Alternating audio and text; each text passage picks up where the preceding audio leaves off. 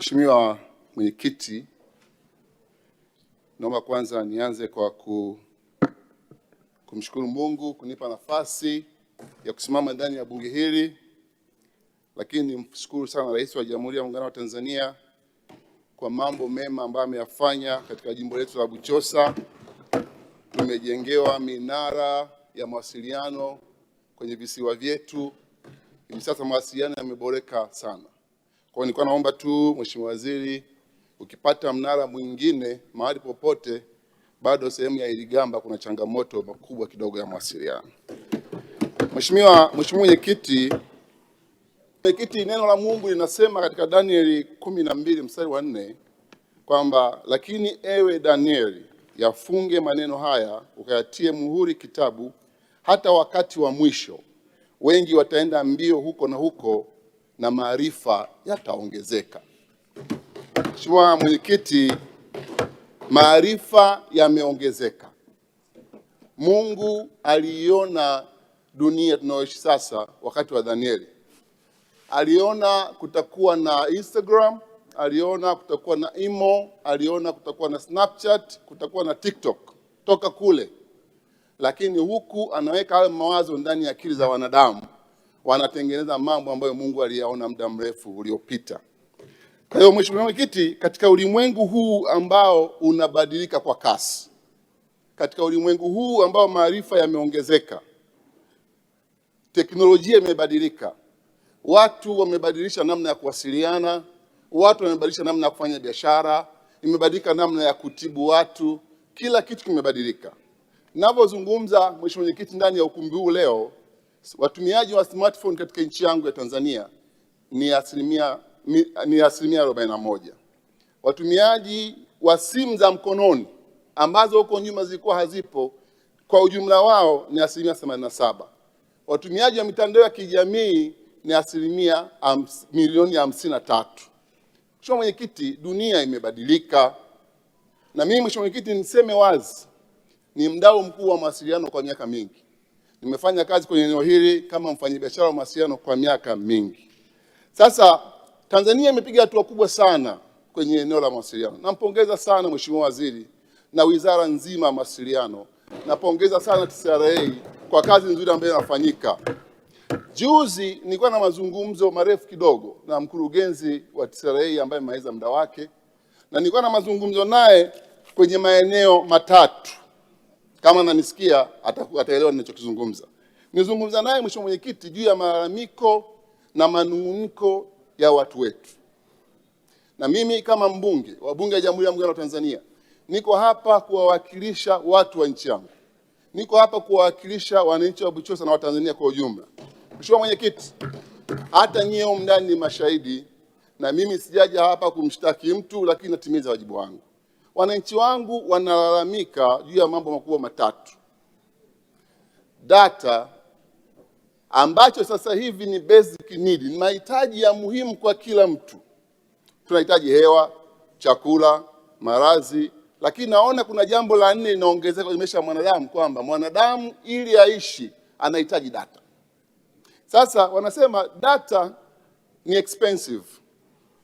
Data zina gharama kubwa. Na kinachowasikitisha wananchi wetu kweli, cha kwanza ni pale anaponunua bando la siku 7. Alafu inafika siku 7 bando halijaisha, alafu data zilizobaki zinapotea. Wanalalamika. Hawana furaha, hawana amani. Rais wetu ameamua kuwapa wananchi wake tabasamu. Wananchi hawana tabasamu kwenye eneo hili. Umenunua bando la siku 7, siku 7 zikifika umebakiza GB 2 zinapotea. Zinakwenda wapi? Wananchi wanauliza. Jambo la pili, umenunua bando ya siku 7 lakini siku 7 zifiki. Mheshimiwa Bunge, nikiwauliza hapa ndani, nani ashaye kununua bando la siku 7 ikafika siku 7? Hakuna. Wengi mtasema inategemea na matumizi ya mtu. Mheshimiwa Mwenyekiti, ninaponunua kingamuzi cha Azam cha siku 30, siku 30 zinafika. Na ofisini kwangu ninaponunua wifi ya mwezi inafika mwezi. Sana sana nikitumia vibaya inapunguza speed, lakini mwezi unafika. Mheshimiwa Mwenyekiti, wananchi wangu wanasema hapo kuna jambo haliko wazi.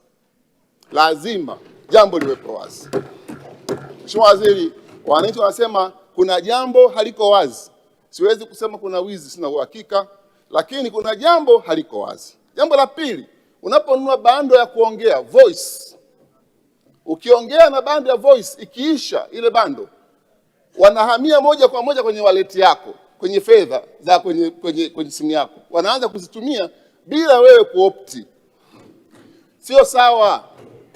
Nimenunua bando ya kutumia kwa siku 5, ikiisha usiende kwenye fedha zangu kwenye wallet bila kuniuliza. Niulize mimi nikubali. Wananchi wangu wanalalamika. Nimezungumza hii na mkurugenzi aliyepita, akanipa kijana nikaongea naye, hatukufikia vizuri hatima yake. Mheshimiwa Mwenyekiti, nafahamu kampuni za simu zinahitaji faida. Na zinapataje faida? Zinapata faida kwa kitu kinaitwa ARPU, average revenue per user. Yaani mtu mmoja anatumia kiasi gani? The higher the ARPU ndio wanapata faida. Ikiwa chini wanapata hasara. Wanafanya kile kinachowezekana kuona kwamba watu wanaendelea kutumia data ili waendelee kupata faida. Hakuna ubaya. Wanapata faida, wanalipa kodi. Ombi langu mimi ni moja. Naponunua bando imalize siku 7. Mheshimiwa Mwenyekiti, nikusomea kitu kimoja hapa. South Africa, nchi ambayo ina kampuni ya Vodacom kama sisi, wananchi walalamika kama ninavyozungumza mimi. Wakalalamika, wakatishia kwenda mahakamani. Wiki iliyopita ICASA, Independent Communication Authority of South Africa, imepitisha regulation mpya ya kwamba kuanzia tarehe 23 mwezi Januari mwakani 27, bando haliozi, bando halichachi. Hayo sio yangu, nenda mtandaoni ukasome. Na data ninayo hapa, inasema hivi, naomba nisome kwa haraka. Inasema ICASA moves to allow rollover of unused mobile data. Yaani kinachofanyika ni rollover. Data imebaki, una rollover, unaenda nayo kwenye mazao mengine unaonunua hapo mbele. Wananchi wa nchi yangu hawataki kuona bando yao inapotea. Wanahisi wanaibiwa. Mheshimiwa Mwenyekiti, nitoe ushauri. Muda utoshi. La kwanza, ushauri wangu wa kwanza, tunacho kitu kinaitwa TCRA CCC. TCRA Consumers Consultative Council, baraza la walaji. Na aliomba baraza la walaji litimize wajibu wake kwa kuwatetea wananchi wa nchi hii. Liko hapa lisimamie interest za watu. Kuna uwazi hauko wazi, lisimamie mambo yawe wazi, watu waelewe bando lao linakwenda wapi. Wananchi wananungunika. Jambo la pili, mimi nashukuru sana kampuni za simu zinafanya kazi kubwa. Hamna ubaya, wametoa mchango mkubwa sana kwa maendeleo ya nchi yetu. Naomba kitu kimoja muhimu. Wafikirie kufanya kama wenzao South Africa wanavyofanya. Wafanye rollover ya bando. Kenya wanafanya, Uganda wanafanya, Rwanda wanafanya. What is wrong with Tanzania? Naomba, huu wangu ni ushauri. Rollover ifanyike. Bando ikifika mwisho, sijaitumia, nihame nayo. La pili, la tatu. Naomba sana Mheshimiwa Waziri, na kuomba dadangu. Umekuja kwenye wizara, acha alama. Acha Tanzania kukumbuka kwamba alipokuwepo Angela, bando ilishuka ikawa bei rahisi. Mheshimiwa Mwenyekiti, sasa hivi kuna umaskini mwingine mpya, umaskini wa data.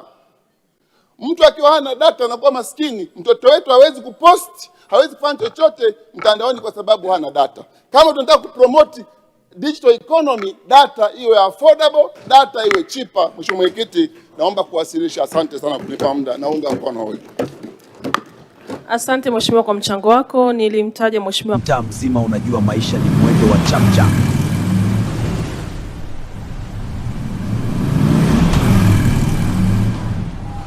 Mtaa mzima unajua maisha ni mwendo wa chapchap. Lakini leo kuna sehemu matumaini yanakutana na suluhisho.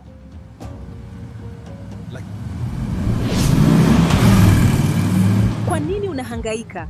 Njoo wezesha Mzawa Microfinance. Punguza stress, ongeza maendeleo.